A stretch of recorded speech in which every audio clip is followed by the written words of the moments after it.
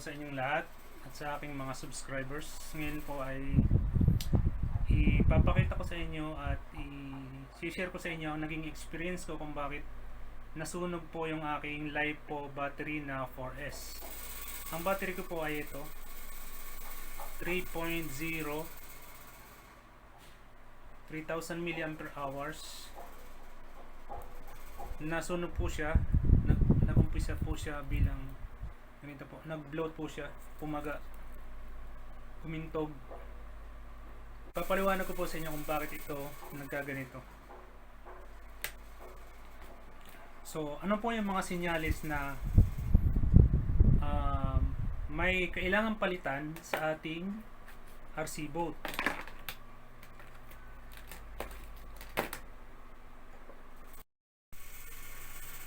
So, ano po kaya ang mga posibleng dahilan kung bakit nasusunog o nasisira ang ating battery?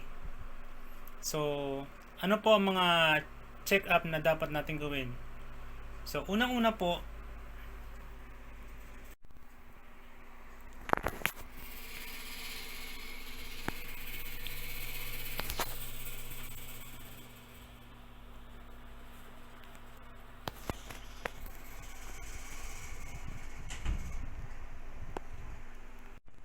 ang unang-una po natin checkin ay itong LC.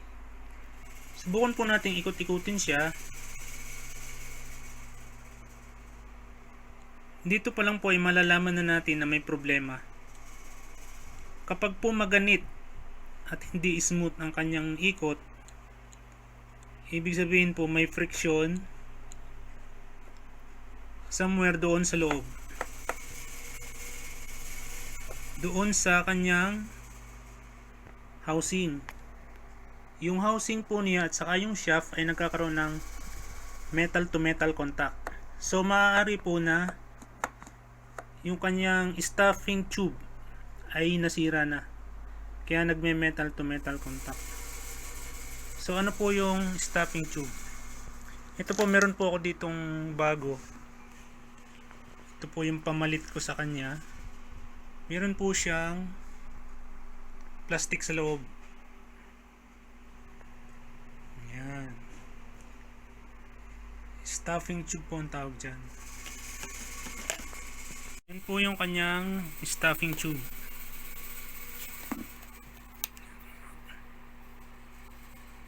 Yan. Sa katagalan po ito ay nasisira. So ito po yung dahilan kung bakit nagkakaroon ng friction o pagganit sa pag-ikot in between sa rotating shaft at saka dun sa kanyang tubing. Ayan. Pagka po bago ito, madali po siyang ikutin. Samantalang ito, kasi ito may problema na, maganit po siya. So try po nating bunutin. Na-disconnect po na po ito sa motor, kaya hugutin ko na lang.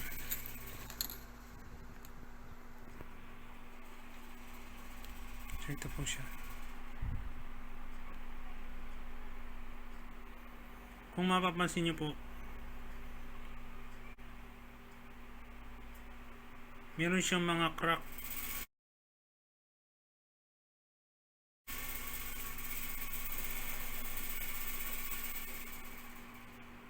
So ito po yung pagkakaiba ng bago sa luma.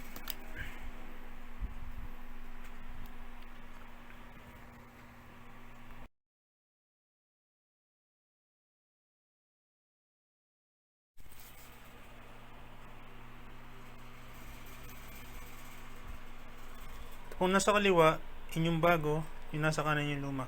So maitim na po siya. So nag-o-overheat po siya kapag nagkakaroon siya ng metal to metal contact. Kasi nga po nasira na yung stuffing box.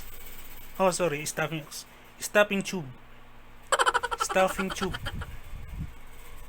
Ayan. So kapag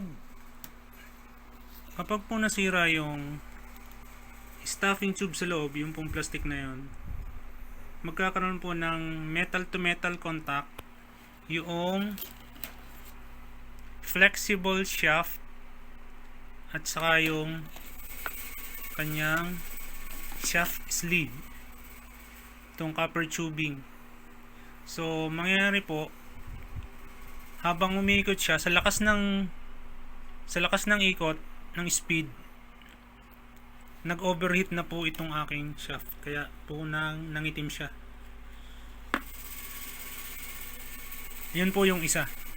So ang next po na nangyari na nasira ay itong aking motor. So kinalas ko na po yung motor. Ito po nangyari. Hindi ko alam, sira na pala yung bearing. So hindi ko na siya maikot ng kamay.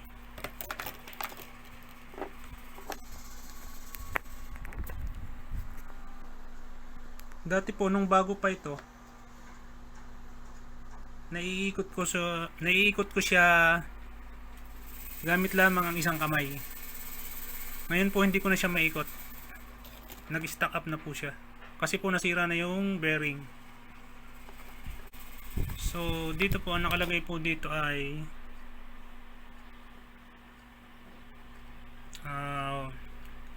ang specification po nito ay waterproof, pero pinapasok din naman po ng tubig. At saka isa pa, yung pinaglalaroan ko ay dagat, so tubig alat, kaya kinalawang yung kanyang bearing. So umorder na po ako nito sa Shopee, pero matagal pa po dating, mga 2 weeks. So inaantay ko pa po para mapalitan ko ito ng bago. Ayan. So yun, anong nangyari, kaya pala sa tuwing bubuksan ko itong cover nito,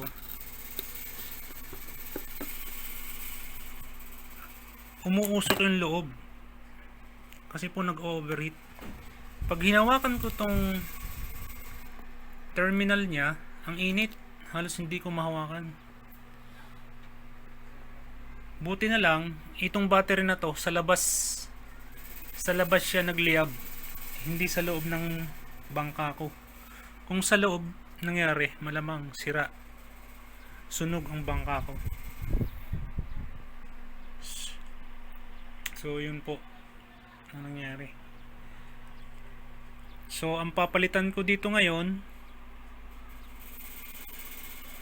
shaft sleeve, flexible shaft, yung motor ko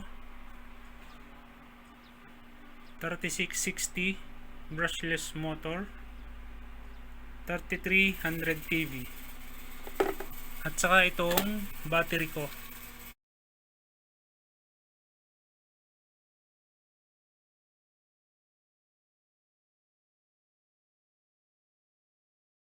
So yan po nangyari sa battery ko.